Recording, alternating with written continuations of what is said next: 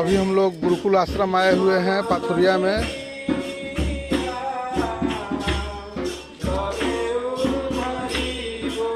होली के शुभ अवसर पर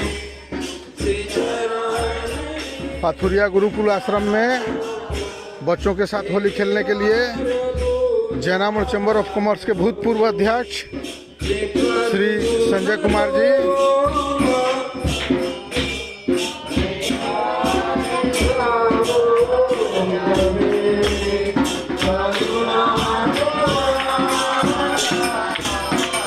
पूरे परिवार